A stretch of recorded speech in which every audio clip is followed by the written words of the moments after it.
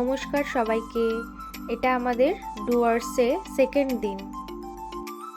ঘুম থেকে উঠে এরকম একটা ভিউ দেখে কি আর ঘরে থাকা যায়। আমরা সকাল সকাল নদীর ধারে কিছুটা সময় কাটিয়ে নিলাম। ওয়েদারটা ছিল কিন্তু খুব সুন্দর, না রোদ না বৃষ্টি। আমরা আশেপাশে রাস্তাটা এরপর এক্সপ্লোর করতে বেরিয়ে গেলাম।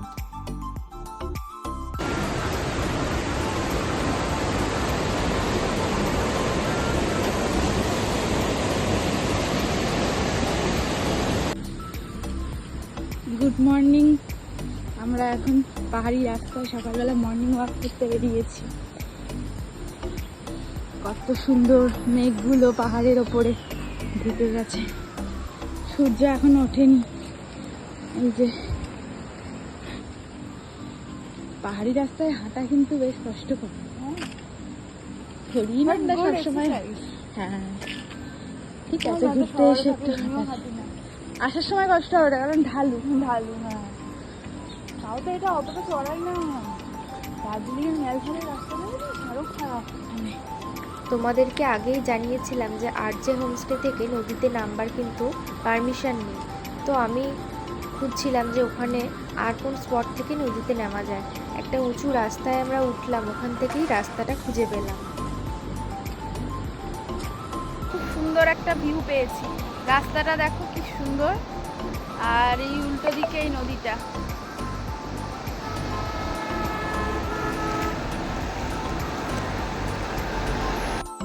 এই নদীতে নামা কিন্তু খুবই বিপজ্জনক।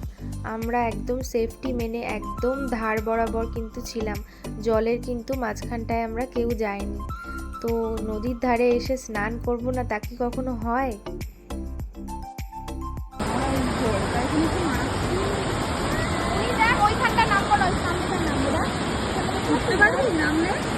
বিশ্বাস করো, এটা আমার লাইফের one of the best experience.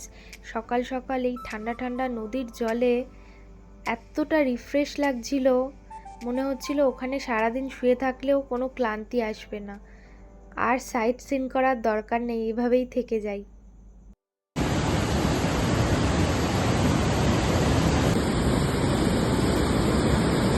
নদীর জলে স্নান করে চুল কিন্তু সবার একদম ঝরঝরে সিল্কি হয়ে গিয়েছিল।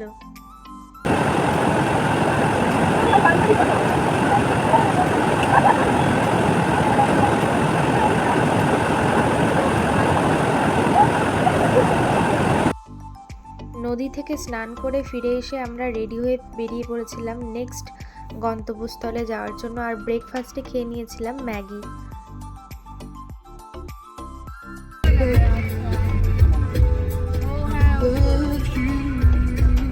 আরো একটা ভিউ পয়েন্টে আমরা এসেছি। খুব সুন্দর একটা ভিউ আছে। জায়গাটার নাম হচ্ছে স্যামসিং।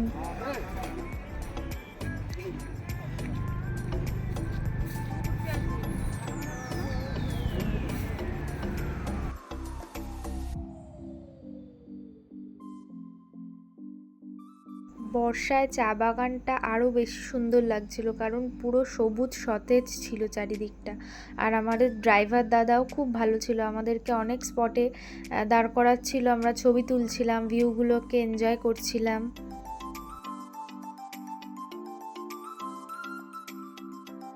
এটা ছিল গরুবাথান ভিউ পয়েন্ট। এখানের জলটা না একদম কাচের মতো স্বচ্ছ ছিল, আর জলের কালারটাও খুব সুন্দর ছিল।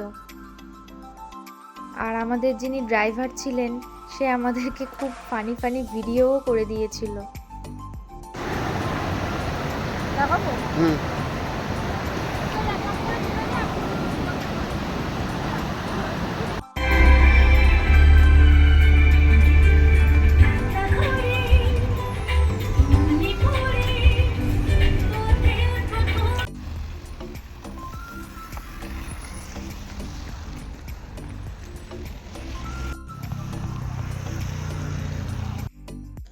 আস্তে আস্তে আমাদের গাড়ি অনেকটা হাইটে উঠছিল। এরপর আমরা পাহাড়ের উপর থেকে ভিউটা দেখতে পাচ্ছিলাম। আর ওই যে দূরে দেখছো পাহাড়ের উপরে মেঘ, আমরা সেই মেঘের মধ্যে দিয়ে কিন্তু এবার যাচ্ছি। এটা আমরা যাচ্ছি লাভার উদ্দেশ্যে।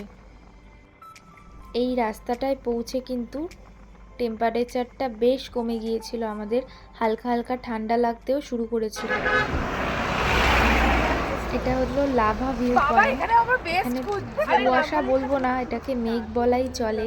চারিদিকটা পুরো সাদা হয়েছিল আর ওয়েদারটা একদম ঠান্ডা ঠান্ডা ছিল, খুব ভালো লাগছিল এই জায়গাটায়।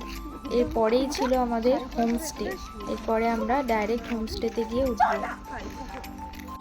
এটা ছিল আমাদের হোমস্টে। হোমস্টে থেকে ভিউটা ঠিক এরকম ছিল, আর সকালে আমরা কাঞ্চনজঙ্ঘার ভিউও পেয়েছি। আগের হোমস্টেটা যথেষ্ট বেটার ছিল, তবে এটা মোটামুটি ছিল।